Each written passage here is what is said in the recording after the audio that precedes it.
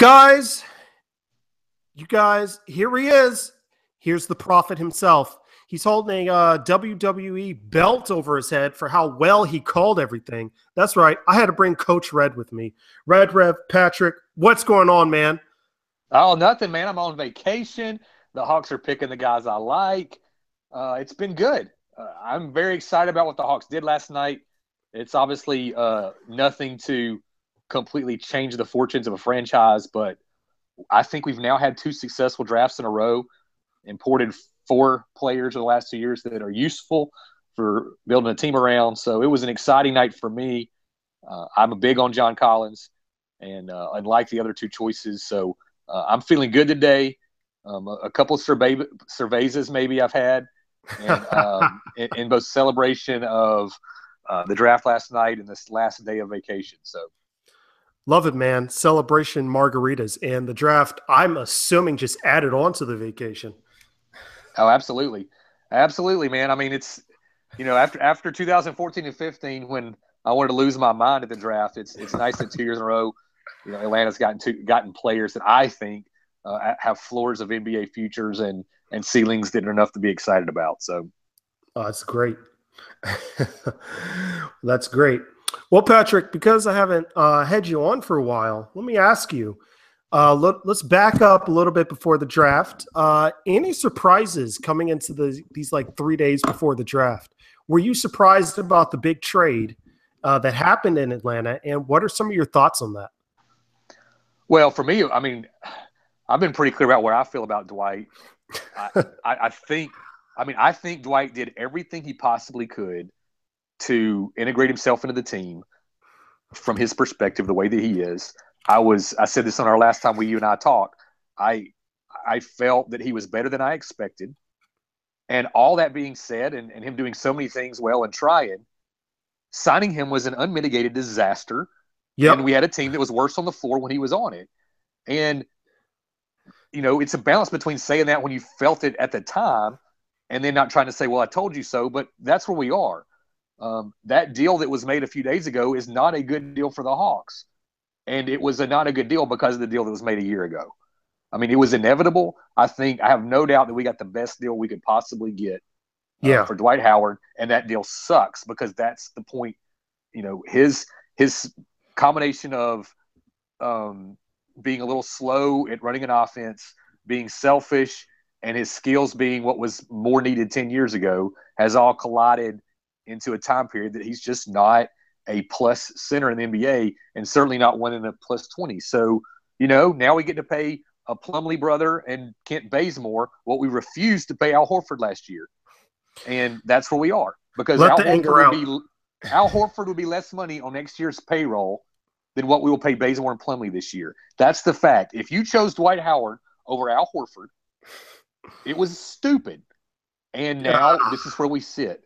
And so, but the good news is what that deal told me was our new GM understands the way that we built this team, the way we got to be a number one seed, and that move ripped the Band-Aid off that the ownership put on last year to try to make us compete by grasping for straws.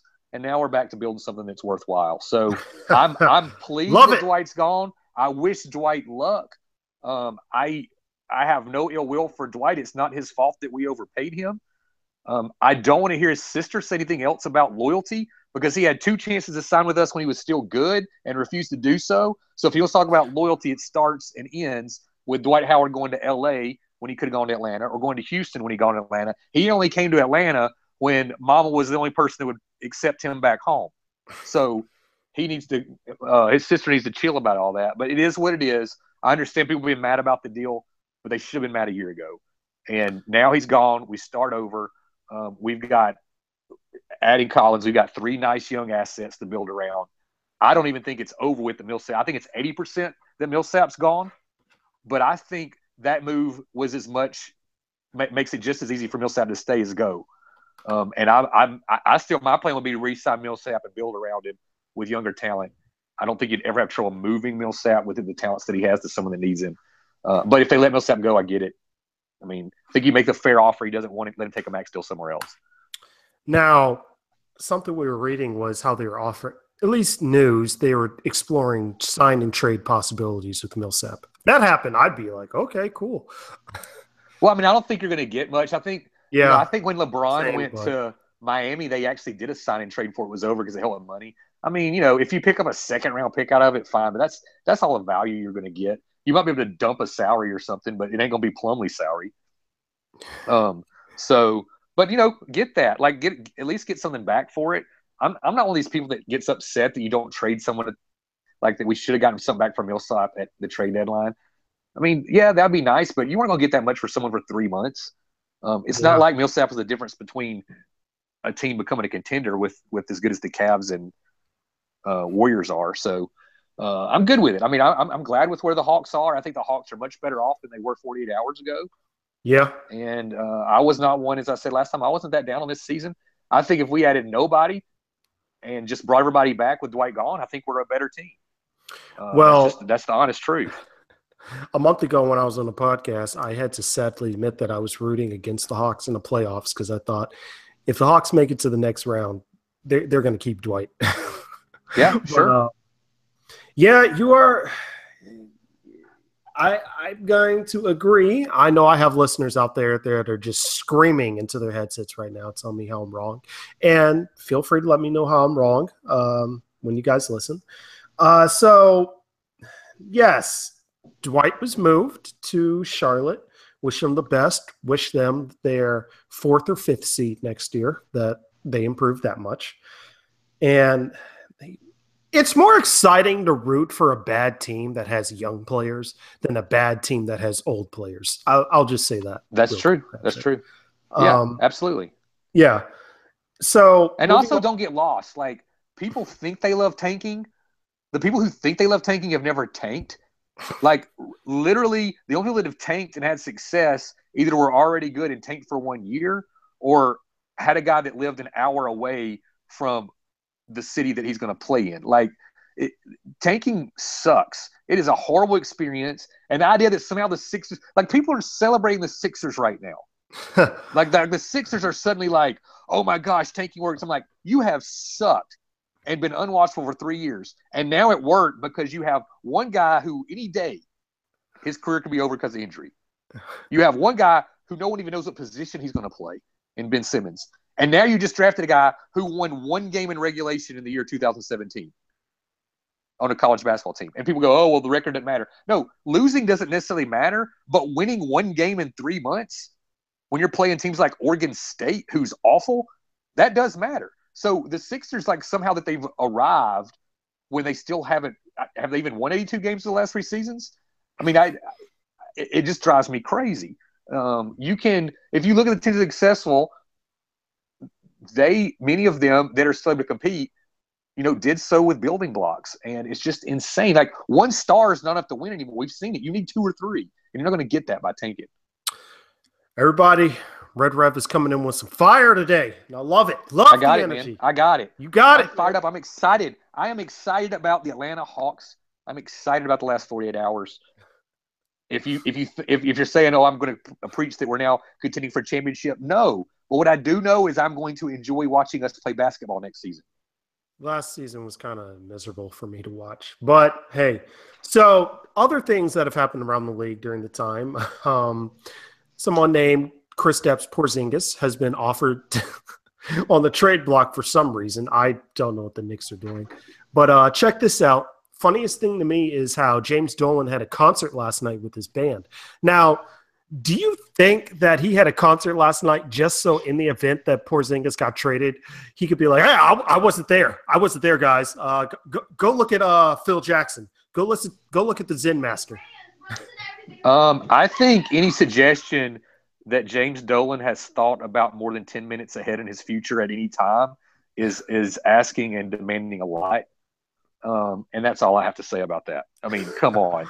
Same thing with Chicago. Like, why do you move Jimmy Butler? Why would you – like, the whole point of the draft is to get players, and now you're giving them away? Well, hold on. That doesn't make any sense. We're going to get to Jimmy Butler in a second. So save all your hot takes. I'll hold back. Save all your hot takes. I mean, literally, like, it would be a miracle if Lauri Markkanen or one of these other, guys who are, I'll be anything near Kristaps Porzingis, and the Knicks are serious about dealing Porzingis, you've got to be kidding me. Yeah, that's the Knicks. Porzingis does not. Another thing they keep saying is, well, he's got an attitude problem. Yeah, his attitude problem is he doesn't like playing for losers. That's his attitude problem. I'm okay with that. His attitude problem was that he said our organization is dysfunctional, and you know exactly. what? Hey, you know what? Do you know how to get Porzingis happy? Quit being an idiot. That's how you would make him happy. Yeah. Well, I just want to get your quick thoughts on that. So we're going to move along. We're going to actually talk about the draft right now, guys. I feel like we're on a good track. We got the energy. So were there any surprises early in the draft to you? Picks wise? Not really. There were some, like, I don't get the Celtics in fascination with Jason Tatum. I think in their heart of hearts, they were wanting to actually move down again. So, I'm a little surprised. But of course, I'm a big Josh Jackson fan. I like De'Aaron Fox a lot, so I like where they go. If anything that was a surprise last night that I enjoyed is if you're an average NBA fan, I thought a lot of players ended up on the team that was like the best place for them to end up. Like where it was just a really good fit. Fultz going to Philly is great. That's great for Embiid. That's great for Saric. That's great for Ben Simmons. Like Fultz, I'm probably down on Fultz compared to most in that I think he's like a 1B, not 1A type player. But, he's a really great player. Great fit. Outside of the dad issue, Lonzo in L.A., great player to build around. I've kind of liked some of Lonzo's statements and the way he reacts lately with his dad, which is kind of fun. I love LeVar Ball. He's just entertaining to me. Like he's sure, but he's doing all that. It's all in. But one place I really liked, like Malik Monk. Yeah, ended up with the Hornets, Oof. and what a great fit. Like he's an athlete that doesn't play defense yet, and Steve Clifford is so good at those type of players. He's so good at helping those kind of guys out. So, I just thought it was almost, I would say when I looked at it initially, like 22 of the 23 picks in the first round, I could immediately see where they could grow in the system they're in. And that's rarely the case. It's usually times I'm just like, oh, like let's just be honest, he's already been traded. When the Bulls moved up to get Greg McDermott a couple years ago, I was like, that's a disaster because Thibodeau was there. And I was like, Thibodeau is not going to play this guy. He can't defend. So it doesn't make any sense. So, this year Minnesota took Justin Patton, which I'm down on Patton. I don't really like him all that much. But you know what? Patton's progressed. He looks like a good defensive player in the long run. We replaced him for Gorgie Dang. So I thought a lot of guys got upset about like Frank Nidalinka going to the Knicks. People thought that was a reach. I love that kid. What a great guy to put your franchise. I think he's going to be better sooner than some of these other point guards. So I thought even a lot of the bad picks people were making fun of, for me, I thought, well, you know what? I see how this makes a lot of sense. That's a good thought, man. You're the only person I know that's heard of Frank Nicotine, as I call it. Nidalinka, yeah. Yeah. You're the only one that I know has actually know any information on. And that's why we bring you on here for all the takes. Well, I've watched as much film as you can of him, and he's kind of a prototype point guard that can shoot, and those guys are hard to find these days. So, I think the Knicks might have reached a little bit, but if you want a point guard, he's a better point guard than Dennis Smith. Dennis Smith might be a better overall player, but anybody watch Steve Francis play? Like that's Dennis Smith's ceiling. Steve Francis was never a good point guard; he was just a good basketball player. So I think Nick Kalinka is a really he's got a little bit of ceiling issues, and that he's not a great first step athlete, but. I would say the Knicks was probably their move that seemed like it got hammered the most. And if it wasn't the Knicks picking, I don't think it would have been as big a deal because of the Knicks, everybody like gets excited about making fun of them. And that's completely fair. But I like that kid. I thought that was nice. Oh yeah. And now Dennis Smith going to the Mavericks, like perfect spot for him. Like that's a place that needs someone to score. They need someone to get them excited and sell season tickets. And Dennis Smith, absolutely. There's no doubt that Dennis Smith is as good in this draft at scoring the basketball and having an overall offensive game than anyone in there. I just don't know if he always gives a damn, but that's a different ballgame. That's gonna be interesting. You're talking about Malik Monk. I kind of feared that when I saw that. I was like, oh man, that's our division rival, and it might get them to get rid of Kemba Walker. Who knows? Well, it's interesting because in some ways that'll be really interesting because Malik doesn't have a great handle. So, and Kemba's not necessarily a typical pure point guard, but they both can do a little bit of each. So I think you could pair them together. Although Monk, I mean, long term, Monk is probably the ideal sixth man that brings scoring off the bench when you need it. Like kind of a Vinnie Johnson, Jamal Crawford. Like he's at least that when he gets in the league. So he doesn't necessarily hold anybody up because you already have another guard. The concerning thing is going to be the size of that back court. If you play those two.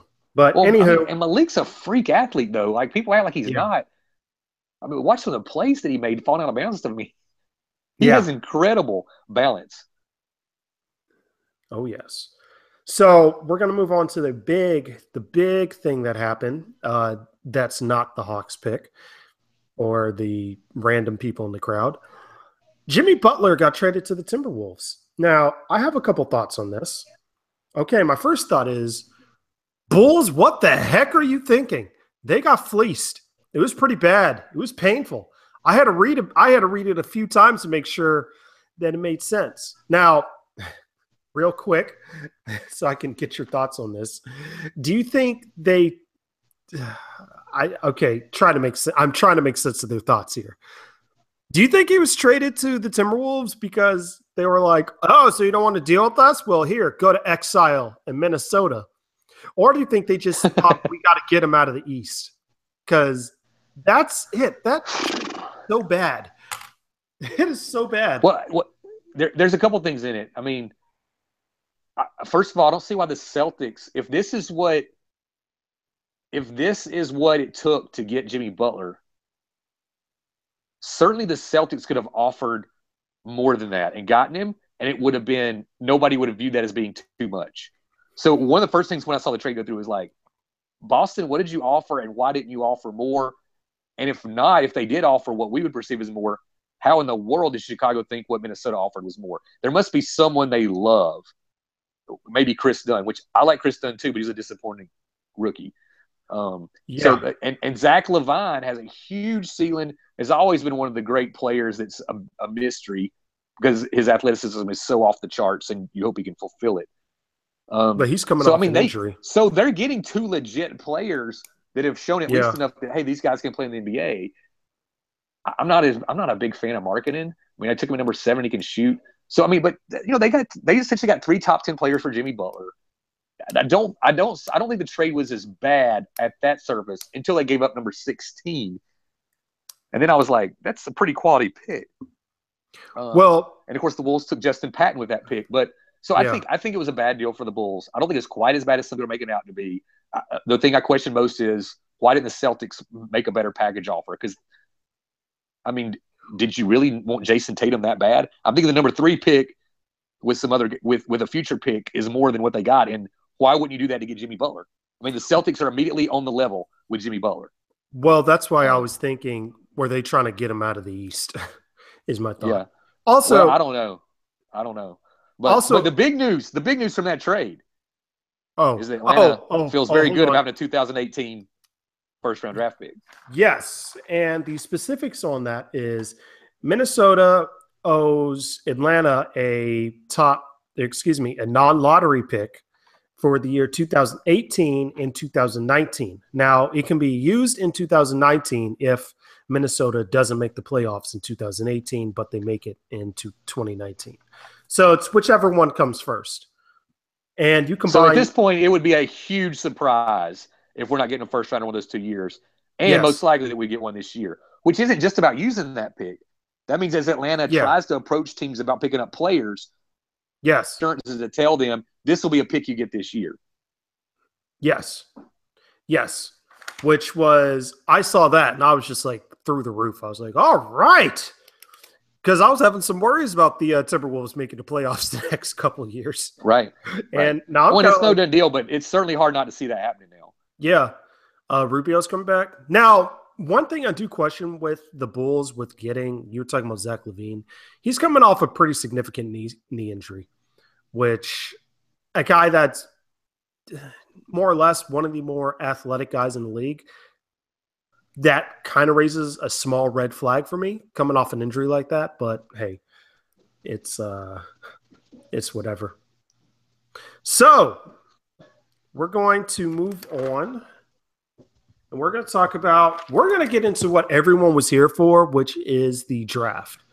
So number 19, the Atlanta Hawks select out of Wake Forest in the year 2017, because in the past, the Atlanta Hawks did select someone from Wake Forest at the 19th spot, John Collins. And everyone heard the clip at the beginning of how lucky we would be if John Collins fell to Atlanta.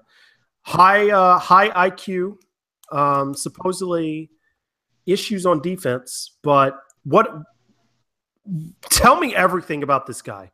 You're the man. Let me know. Well, Collins is a really good athlete. I've seen some people say that this wasn't an upside pick. I don't get that. Collins is about as good upside as you're going to get at a 19 pick. He's a good athlete. There's some videos of him dunking that are just fun. I mean, he's a candidate to be in the dunk contest, and there's people that say he doesn't have upside. That doesn't really make a lot of sense. He hasn't taken any. He shot no threes at the college level. He's got for today day and age, he has an elite post game. For a traditional age, he's got a good post game. He doesn't turn 20 until September. Passing, no, he's not much of a passer. Not a ball handler, but doesn't need to be. He's a fine ball handler for the position he plays. He'll primarily be a power forward. To me, there's some Mike Scott comparisons, not necessarily in their exact game, but in who they were as prospects coming out of college. But the difference is, again, Collins is only turning 20. Scott was 23 years old when he entered the NBA. Actually, almost 24. And so, those of us who watched Scott, who at times late in his time in Atlanta became at least the average defender, depending on who he was covering. But, he became Collins looks a lot like Scott did coming into the league, but he's 4 years younger. Scott wasn't a three-point shooter in college. He developed it. DeMarre Carroll wasn't a three-point shooter in college. He developed it. But both those guys showed ability to make the 15 to 18 footer. Collins can make the 15 to 18 footer. He's about as good a 19-year-old at 18 feet it in as you'll ever find on offense. On defense, he gets lost. He seems to then know where he's supposed to go. I've said that he's a high IQ player in that I think he usually makes the right decision. He's a low instinct player. He's not someone who reacts well. And that's different than having a high IQ. That means you can tell him something and he's thinking on the court instead of doing. And that's the part of that I fell in love with. Look, I'm a defensive guy. I like defensive players. I don't like guys that can't play D. So when you hear me say that I like John Collins and that was the best case scenario, that's how much I like the guy. I think he plays as hard and as intense as anyone that was in this draft, and especially in that area. I can't remember my final. I never posted a public board, but I had him like 12th on my board. Absolutely should have been a lottery pick. I'd compare him to LaMarcus Aldridge as a prospect, an undersized LaMarcus Aldridge. The negative part is he's not as tall, not as long as Aldridge was. He plays harder than Aldridge did. He's more aggressive than Aldridge was. I think what makes me like him so much is not just like that he's generally the 19th player, generally a lottery pick. I think he's the kind of guy that if he gets under Coach Bud is going to thrive. I think he's going to work. I think long-term what I see as his floor defensively is if he could just get to playing average defense, his athleticism will let him defend 3 through 5, as opposed to a Doug McDermott who came in the league and to this day can't cover any position. Or TJ Leaf that we were linked to. I don't know who TJ covers. This kid is hardworking enough and has an athletic profile enough that I think he'll eventually be able to switch on 3 positions at an average to below average level. And the offense he brings will make that okay. On top of the fact, he's a great rebounder on both ends of the floor. This guy, and he's a scorer who doesn't need the basketball. He's not going to go without the ball for 10 minutes and start whining and moaning. He's going to go get the ball when it comes off the rim. He's going to dive for balls. He's that type of player. So he fits that mindset for me. I think we got a late lottery pick at 19. Who knows what will happen? Prospects, every prospect that went last night has a pattern and to success and a pattern to failure, and it's kind of a crapshoot based on Basically you just have a better percentage of pulling it off the higher you go in the draft for the most part. But With I think how you, Collins is a great fit. oh, I was just gonna say, with how you describe him, at least having a smart IQ, I think he fell to the right team. um, Oh yeah, and you talk about his athleticism. To me, that can be taught. If you can be taught into a team defense, because right. it's not like, at least the highlights that I've seen of him, he doesn't seem slow-footed. He just seems to, No, yeah, out of place. it's all Yeah. look, and this is you got to be careful here because I'm not saying, like I said, I think he's a high IQ player level. I think between the ears, there's some issues defensively where he's got to learn to make an instinctual decision rather than reacting to what's going on and thinking about it. And it'll take him a little longer to do that than most players. But should he ever break through that, he has the physical abilities to apply it. Now, he's never going to be a great shot blocker because he's got short arms. Okay. He's never going to be a player that you're like, yes, what a great defensive player. But what he could eventually be is a guy that can at least cover his man and hold his own. And then on the other end, he's going to be a nightmare. Some of the people he's going to struggle with on defense are the same people he's going to torment on offense. So that's where you got to balance. Like, yeah, we're going to see him times on defense be like, man, he's so mismatched. But the other team's got the same problem on the other end. And a lot of times those type players don't have that. He does. Like I said, he's going to try. He's going to give effort. And I think at the end of the day, that's what Atlanta's asked of everybody. We've signed Damari Carroll, Paul Millsap, Kent Bazemore. These guys' number one quality and asset when we signed them was they work. They work and work and work. You don't have to ask them to be in the gym. John Collins is one of those guys. Fantastic. All right. So you compared him to Mike Scott, but to me, Mike Scott never really had a post game outside of just jump shooting. No. And what I meant was the mentality, like the way he came out, like it's kind of bizarro, Scott, and then the defense is similar. The offensive off skills are similar. The difference would be where Scott exceeded outside the three-point line in a distance, Collins exceeds inside with a little bit of ability to take it out. Scott existed outside, a little bit of ability to take it in. But I just meant, like, to me, what Scott brought us as far as this kind of instant offense with defensive liabilities, I think that's what Collins is now at the age of 19. So, like, I heard someone say, well, Mike Scott is ceiling. No, Mike Scott is his floor to me. I mean, I think that's, I think now, granted, I think he's going to spend a lot of time in the D League next year. We'll have to wait and see who all we bring in and re-sign and stuff. But, that's Mike Scott's his floor. And again, he's 19. And, I gave you that number that I think you're going to hear. You heard earlier today in this podcast. I mean, you can't fake the production he's had. Like, no one with his production has ever failed in the NBA. To this date, no one that's produced his level in college, forget inches, weight, shooting percentages, none of them have failed in the NBA. And when you're at 19, if you got a guy you can feel you can guarantee won't fail, that's a success. That's a strong pick. And the worst player you had on your list in the little clip, everyone that we played earlier, was Kelly Olynyk. And Kelly Olynyk is still a rotational guy. A rotation player on the number one seed in the East. Yeah, still, and won them games. And the numbers he put up to be on that list, he did as a senior in college. Collins did it at age 19 in college. So this is something to get excited about. So to all those people that are not happy about the pick and complaining, Coach Red, they would be upset if we took LeBron James. Okay, there are people who will be upset because we weren't able to get LeBron James at 19. Okay, that's not going to happen.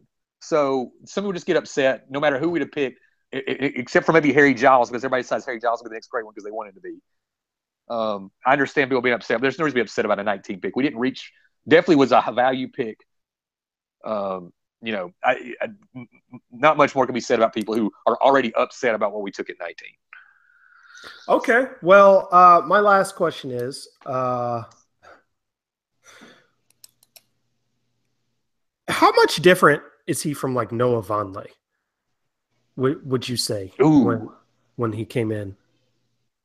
Well, production-wise, I mean, Noah Vonleh was an efficient player, played a lot of energy, but he was very awkward. I mean, he just there's a similarity in the way that they process the game. And Vonleh's a defensive player. I mean, they might be bizarre a little bit. And Vonleh was more polished on the defensive end as opposed to the offensive end.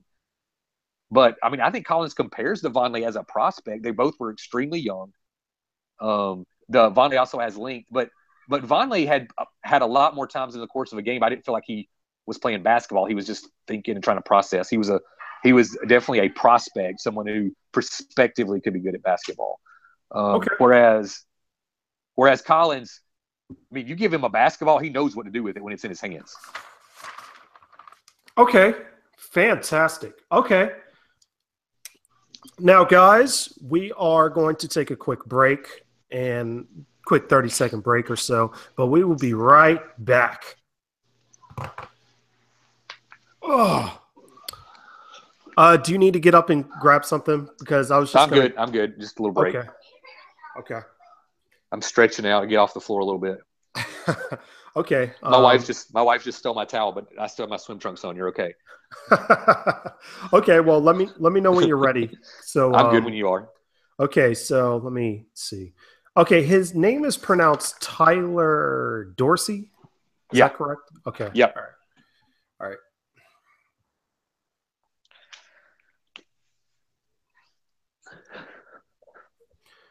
And we are back, guys.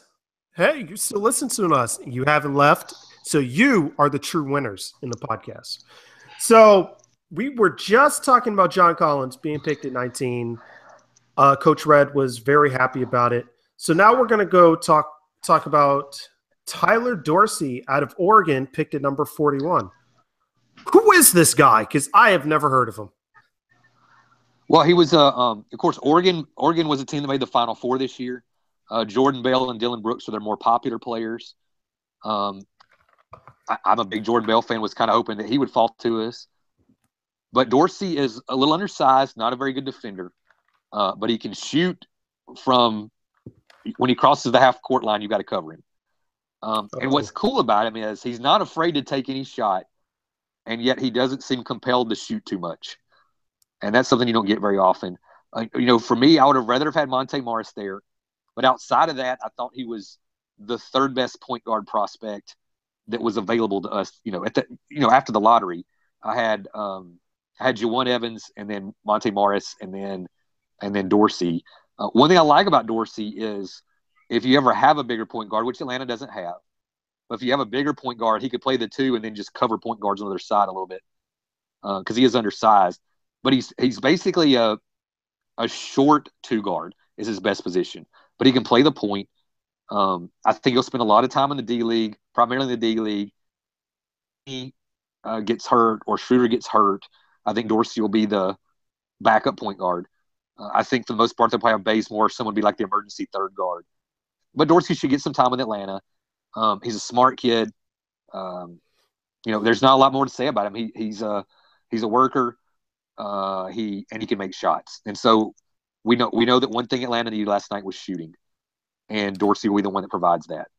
You'd say all that about the backup point guard. Malcolm Delaney's out here like, hey, hold on, I haven't quit yet.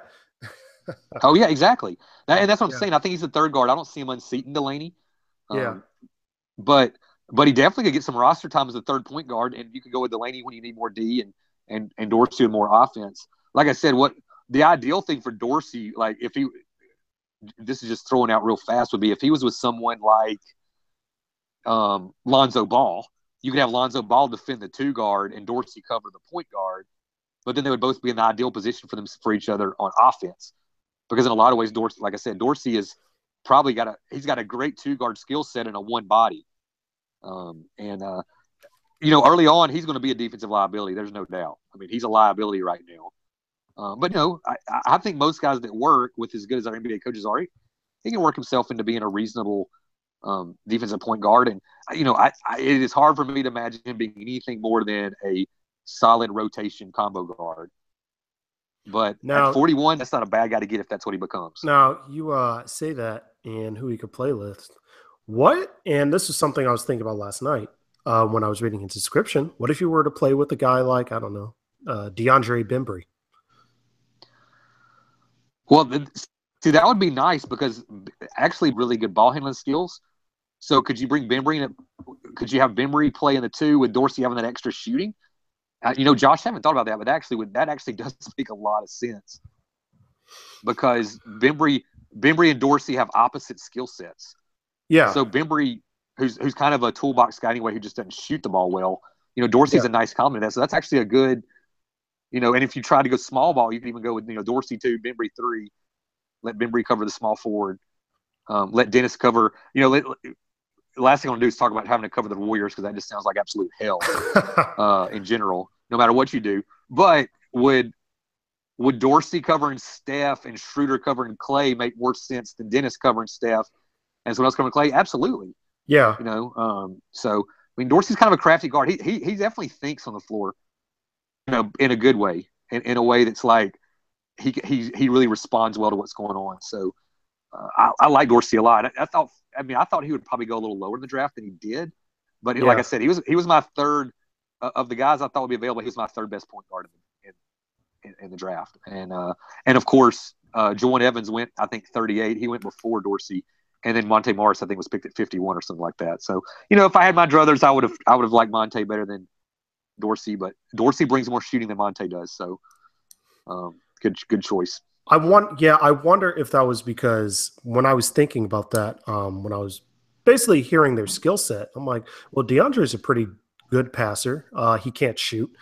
Good defensive player, very athletic. I wonder if it was more as because they were thinking of that pairing as a backcourt, sure, like off the bench. Yeah, it actually makes a lot of sense. I think I could see those two out on the floor off the bench a lot in the future. Again, I don't know if Dorsey will be ready anytime soon to defend. Yeah. That's all he's got to work on. But I mean, you never know how players will translate, but he's a guy I would expect his shot to translate pretty easily. He also is an excellent shooter off the dribble. There's a lot of guys that are good shooters off spot ups, but he actually can shoot the ball. He's comfortable coming off the handle and shooting it. And like I said, what you got to love about him, he's not going to come in and just expect to go get baskets. He's going to play within the flow of the offense. Well, that's fantastic. Now, earlier we compared a previous player to a current player in the draft, John Collins to Mike Scott. So I'm going to do the same thing real quick. Does this guy have any John Jenkins in him that I need to be worried about? Well, look, I didn't like the John Jenkins pick when he made it, but I thought that he was an elite shooter, and I thought he'd be an elite shooter of the NBA. Because of his back issues, we'll never know. I mean, there's sometimes we beat people up, and I'm like, the guy's back, he had herniated disc. What do you want him to do? Yeah, that's true. Outside of breaking your fingers, that's about the worst thing that happens to a guy with their shot is when they have a bad back. So he doesn't really compare to Jenkins very well because Jenkins would have never played point guard. I mean, he just didn't have that skill set. And the place that they're similar is they both came in the league where you were not drafted in to play defense. Jenkins was never going to be a good defender. Those who would argue that he had a nice wingspan, no, wasn't going to happen. That's not who he is. But I thought Jenkins would be a really good scorer and someone who would just be an elite shooter. And he never made shots. It's just that simple. And then if he ever did start making them, I mean, he never was healthy the entire time he was in the league. So, that's kind of hard. That's kind of hard to know. Are they similar profiles? Sure. But you know what? Guess what the difference is? This guy wasn't taken with a first-round pick. That's very true. It's number 41. What do you want? So, it's nice. I'd say it's 50-50 chance he's one day in the Hawks rotation. That's not a bad call for a second-rounder. You know what? Especially for a team that now that you look at them, how they're trying to build young. So sure. They got a lot of young players now. If you include him, we include last year's 2 draft picks, Torin, and Dennis is actually still kind of young when you think about it too. So no, I mean, you got 5 players under the age of 25 that you feel pretty good about. So now let's talk about the last draft pick. You are going to have to talk about him because I was joking, say I do remember seeing Dorsey in the tournament, and all I just remember was he will not miss. Now this last guy, Alpha Kaba. Alpha Kaba. There we go. I was like, please jump in and say his last name. Alpha Kaba. I've literally never heard of this guy before in my life. Well, this is one of those weird players that I first saw him 2 years ago when I was scouting Tavares, actually. Like after we picked Tavares, I was like trying to figure out Tavares, and I think it was Tavares. It could have been looking at Boban Marjanovic, or it was somebody, but it was one of these big guys. And I was like, who is this guy he's playing against? and it was Alpha Kaba. You know what? It actually might have been when I was watching a Yusuf Nurkic film. Alpha Kaba is a giant man. He's giant. But what's so cool, and the reason I like him, is when I watched him play, he runs like a normal person. And you know what I mean when you see these big, lanky, long guys? They look like something from The Princess Bride or from some movie where they're like lumbling and stumbling along, like the professional wrestling stunt, like Andre the Giant or something. Kaba just looks kind of like if you ever saw Shaq play in college, like we don't know what he was in the pros because everybody knew about him, but if you ever saw that man play in college, he was you were like, how can he be that big? And I mean, we joke about Shaq lumbering or being slow now.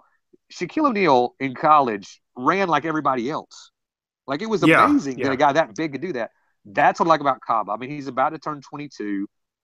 He'll turn 22 sometime this year. But he is huge. He's got like a 7'6" wingspan. He's not skinny. He's not. I mean, he needs to put on more weight, but he's thin, but he's muscular. I mean, he looks like an athlete. So I don't know what he's going to be. I don't know how long before he get help. But he's a cool guy. When you're at number 60, you want to stash somebody. I wanted either him or Vezenkov. I was very open about that for a few weeks. And again, what a shock that the Hawks actually took the guy I wanted earlier in the day at number 60. And I was actually in bed by the time that happened and woke up this morning to all these messages that, hey, they took your guy. But I like Kaba. I mean, I think people will say this is blasphemy probably or whatever, but he's better than Tavares as a prospect because of the way that he moves. Like, there's never going to be a day that Tavares could go out and at least get his hand in the air on a perimeter shooter. Kaba might be able to do that a little bit. He might be able to switch a little bit. So we'll see. I mean, it's a 5% chance based on where he was drafted. He ever ends up with the Hawks. But we can stash him for 2-3 years. It doesn't really matter. Maybe when he's 25 years old, we got him for 4 or 5 years in his prime, and he does something for us. So, you know, that's about all there is to say about a number 60 pick. I think he is a better prospect than the 3 guys we stashed the last few years. You know, and we'll see. Cordinier, I don't think any of the 3 guys we stashed the last few years will ever put on a Hawk uniform in a significant minute. But we'll see if Isaiah Cordinier surprises people this summer. So you said you didn't have much to say. I'm looking at my watch. You talked about 3 to 4 minutes on a guy I've never heard of. So, well, I do have a preaching background, Josh, so I apologize. Don't. Oh man, this is why we have you on, Patrick. Now we're going to get into the good stuff. Now, I don't know if you know this about me, but I love me a good conspiracy theory and just random things to just theorize and go crazy with. So, we're going to start with the Hawks drafting John Collins. How worried should I be about Paul Millsap? Well, like I said earlier, to me, I don't think those moves have anything to do with each other. John Collins is not ready to play in the NBA. At best, he could, sneak into the rotation. He's not as good as Bembry and Prince were, and they could barely play, in my opinion. He's right there with those guys, but he's just not likely to play. So there's no conspiracy theory that we somehow drafted John Collins to replace Paul Millsap. I'm sure people will say that, but it doesn't make any sense. I think, in my opinion, the last month, none of the moves Atlanta has made should be judged as being a closer sign on Millsap returning or not. I think Millsap's either going to take a max deal somewhere or agree to take a little bit less to stay in Atlanta. And if anything, Dwight being gone, I think probably helps him stay in Atlanta. I could see Millsap being a little excited about Collins, actually, that they drafted a player that has some similarities to Millsap. So, but that's the thing, though. Some similarities. It's like a second Millsap. No, I'm joking, everybody. But look, let's talk about that because this is one of my pet peeves. The other problem with the Sixers is you don't draft young guys and then not give them anybody to teach them how to play basketball. And one of my arguments for keeping Millsap is there's nothing better for these guys to learn than to have someone around that they respect and can help them grow.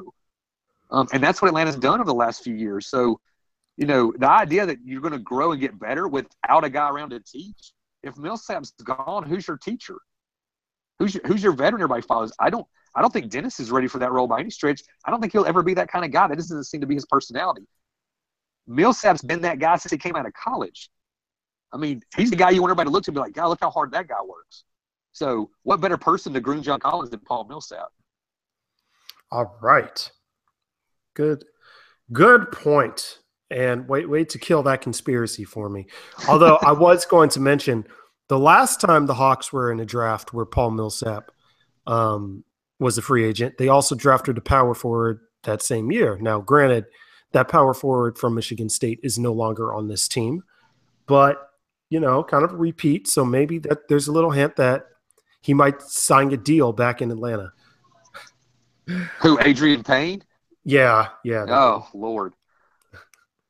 Well, look, but see, Payne, this is an example. This is another thing. And I'm a draft guy, but teams give up on dudes. Like they draft again when they're 19, and then when they're 22, they're like, the guy's terrible. And now Payne doesn't fit that because he was old coming out of college. But can Adrian Payne be a rotation player for somebody someday? Absolutely. There's no reason that may not happen. So, there's guys out there like Tyler Ennis I would love for Atlanta to take a shot at. All right. Okay, so now my second question is, since we're still with our conspiracy tinfoil hats, should I be worried about Tim Hardaway Jr. leaving if we brought in our guy Tyler Dorsey from – I almost forgot his name right there. I was going through my notes. Look, again, that comes down to money. If someone offers Hardaway $15 million, I hope he's gone because we can't afford to pay Bazemore and Hardaway $32 million a year. Yeah. If he'll come back for 10 or 11, I'm totally okay with it. My druthers is I'd rather have Millsap signed to a long-term deal and let Hardaway walk and just keep getting younger around Millsap. I mean, I've said that. But, again, Tyler Dorsey being picked is independent of anything they're thinking about Tim Hardaway. If they were really thinking about Tim Hardaway, they would have taken a guy like Derek White at 19. I mean, that's the kind of guy that could soon replace his skill set, and they didn't do that. Well, what if they just – all Tim Hardaway Jr. is a – I don't want to say scorer because there are times where he will just miss, but he's a he fills up the shots. He fills up the shots. So I say this because Dorsey comes in, and you told me he's a scorer. You told me he has dangerous range. If I'm getting this correct from you, and if you were to trade, not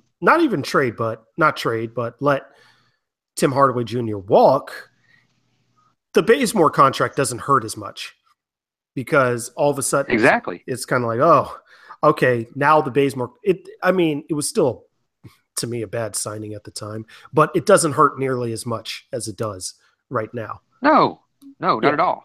And here, let me tell you another conspiracy in there while we're talking about the Dwight Howard trade. Marco Bellinelli is not a great basketball player. Yes. But at $6 million a year, he's a better three-point shooter than Tim Hardaway is. So if you want to throw a conspiracy on something that they made that might be replace Hardaway, I'm not saying that that's what they did with Bellinelli, but that would make more sense than Tyler Dorsey for a guy to replace Tim Hardaway. If you see Bellinelli as your 8th or 9th guy who comes off the bench just to shoot, dude scored over 10 points a game last year. Bellinelli makes more sense for that than Tim Hardaway. He at least helps with the bleeding a little bit. Also, I think even with Bazemore on the team, and it has been well documented on here that I'm not necessarily his favorite player. I think if you put him in the backcourt with Dennis and you have Prince out on the wing next year, that makes a heck of a lot more sense than having Hardaway starting next to Dennis. Oh, I agree. I think Baze was better. This is controversial too, but I think Baze was better the second Dwight Howard got traded. And that's not to bail Baze out. I don't think Baze will ever fulfill his $17 million. Yeah. But the difference between Baze and Dwight is Baze can play at a level that earns $12 million a year. So you're only really taking a hit, to that quality. And everyone loves Kent Bazemore. If you don't like Kent Bazemore as a person and as a character, you need to turn off your TV and never watch another NBA basketball game. He is everything that a fan and coach loves about the game of basketball. He's fun. He plays his butt off. So there's a big difference between that when people are like, well, now we got to get rid of Baze. Well, I'm okay with getting rid of Baze, but you can – a guy that's getting overpaid when everybody likes him versus when they don't. You know, I'm not necessarily a fan of Kent Bazemore, the player, but the person I'm cool with. I think that him and Millsap are great people you need in a locker room, which is why I'm for bringing Millsap back. Yeah, I'm not. I don't want to pay Bazemore. Oh, I was going to say, especially now that Dwight's gone, but boy, I mean, I don't want to pay Bazemore $17 million for his locker room presence because that would be ridiculous. Yeah, but it's a real thing, and it doesn't bother me that Bazemore's there influencing Taurean Prince and DeAndre Bembry. Bazemore knows what it's like to grind yourself to $17 million a year. This is a guy that didn't make money for a long time and worked and worked and worked till he earned. And people get upset. Someone else was going to give him $17 million. He was getting $17 million from somebody based on what he had done and what he could be. What better person to look Bembry and Prince and Dorsey and anybody else than I and say, look, this is what can happen if you grind and work hard enough. Matter of fact, guess what? Paul Millsap's that way too. Yeah. He was going to get paid. He was going to get paid more in Houston, but he wanted to come back to Atlanta. Yeah. But, man, yeah, and some of the news that's now coming out with Dwight and the locker room and stuff, just some of the news coming about like his complaining. We're just going to move on. So, everybody, we are now leaving the conspiracy corner that I love to visit every week, and we are now leaving. That's pretty much it for the pod for us this week. Let me go through a couple questions. I believe I had a question from somebody asking, as I tap dance to pull up my Twitter, why we didn't take OG. I'm not Anunoby. I'm OG not even Anunoby. Pronounce. Obi-Wan Kenobi. Obi-Wan Ojanobi. Do you know why? 19. Go ahead. Because he can't shoot. And what I would say about him, and I know Brad Rowland's big on him, which makes me doubt my draft evaluation of him because I really respect a lot of what Brad thinks, and we kind of share opinions on most players equally. Give a damn's broken too often, and that bothers me about him. He definitely has elite skills, and he was probably like the Rondé Hollis Jefferson of this draft. I mean, projects to be an elite defender. But there's times I don't like guys who act like they don't give a crap. I especially don't like it when they act like they don't give a crap and they're supposed to be good for their defense. That's terrifying. You cannot give a crap and on offense, but still be a good offensive player. If you don't give a crap on defense, it doesn't matter that you gave me 9 good possessions. You gave me a 10th one that sucked. I just have some qualms about him. He was one of the players I didn't like that most people did like early, but that's why I think we didn't take him. I don't think he fits. I don't think Bud likes to take players that they need to fix their work ethic. That's just not something that he seems to be interested in, and I think he fits that description. Well, okay. So, we're going to wrap up soon. Just a couple more things before we wrap up. And that is, let me ask you, as I go through my little notebook here of questions that I have, what are you looking forward to with this draft class that we have, that the Hawks have? Just real quick. Something I look forward to. I look forward to Summer League to see how quickly. I mean, and also let me go ahead and stop the hype train. I expect John Collins to have a very good Summer League season. The Summer League's play was going to fit him. It favors offensive guys. I mean, I'm not saying he's going to be an MVP or anything stupid like that, but he might. Everybody might jump real fast on this Collins bandwagon after watching him this summer. So slow down a little bit, if that happens. I'm excited to see him in the summer, but the summer should be a place that helps that he looks good in. Really, the same thing's true for Dorsey. I think Dorsey will have a good summer league. I'm most intrigued by Cordinier if he plays with us this summer. I'm excited to see how quickly Collins grows defensively. I think that's the number one thing to watch. At what point in time, if by midseason Collins has effectively covered someone for more than 5 minutes, this has been a great draft pick. That's all I want to see is that John Collins actually gave us 5 good minutes of defense. if that happens, there's a lot of reasons to get excited. That said, I expect him to do most of that in the G League. G But League. that's Oh what my I'm waiting to. goodness. I can't wait. Like month of November and December, I need 5 minutes of solid defense from John Collins. That's all I'm waiting for. So, real quick, this G League, it took me about a few days before I figured out what in the world that Yeah, was. yeah, me too. I was like, what's the G League? Like we started is it like a triple A and double A now? Yeah, And then yeah, I finally was like, oh, I get it. Okay, the D League's the G League. I'm good. Which I kind of yeah, like it. yeah. Like they started calling it the Gatorade League, and Adam Silver like brought down the rain. He was like, no, it's the G League. He didn't want to give too much advertising away. He was like, no, Gatorade's got to pay more if they want it the Gatorade League. It's the G League. Okay, okay. So you talked about moving back. You talked about defense is something that both the main players, rookies in this draft class, need to work on. Anything else Sure. that you would think of besides that? No, I Team mean I think that's basketball? it. We'll want to see. I mean, honestly, I'm kind of looking forward to seeing what Malcolm Delaney does after a full year in the system.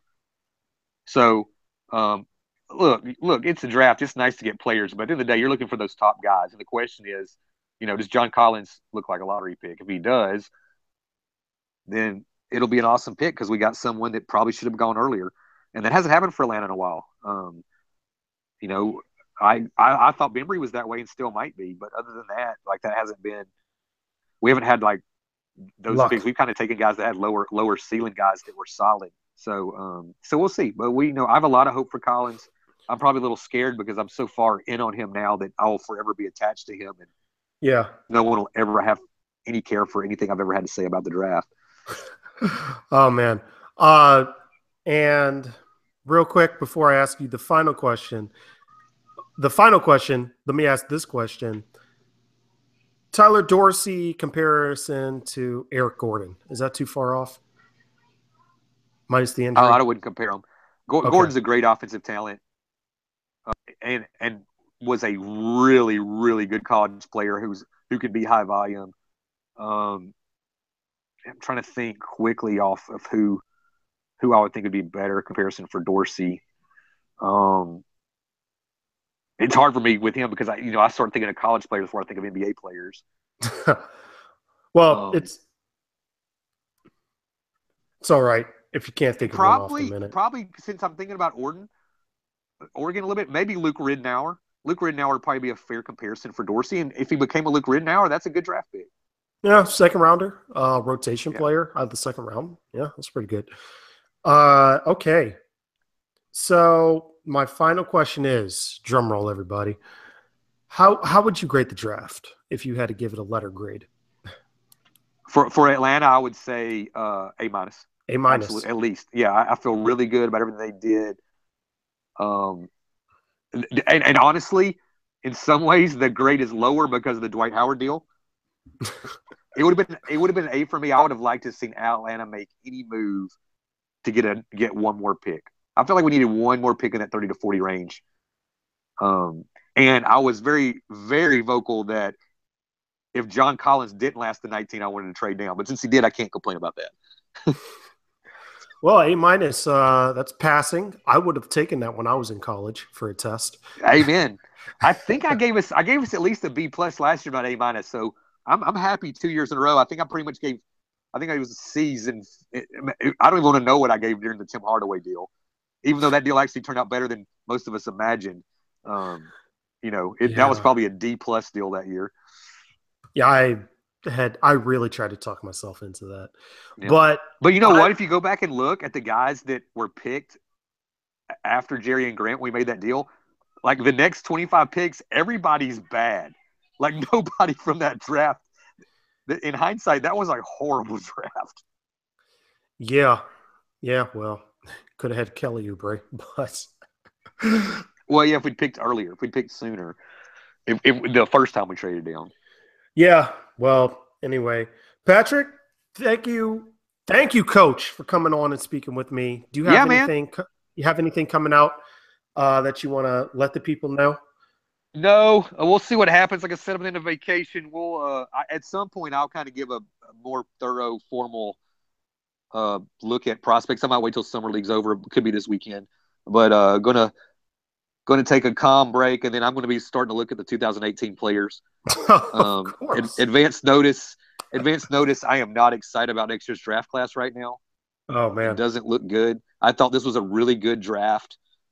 Not quite 2014, but a really good draft, which is kind of throwing some water on the fire for that Minnesota pick that we're going to have, I hope. But it's good to have it though. But so I'm hoping we might even be dealing our picks out of next year's draft, since it's sell high before everybody realizes there's not very many good players there.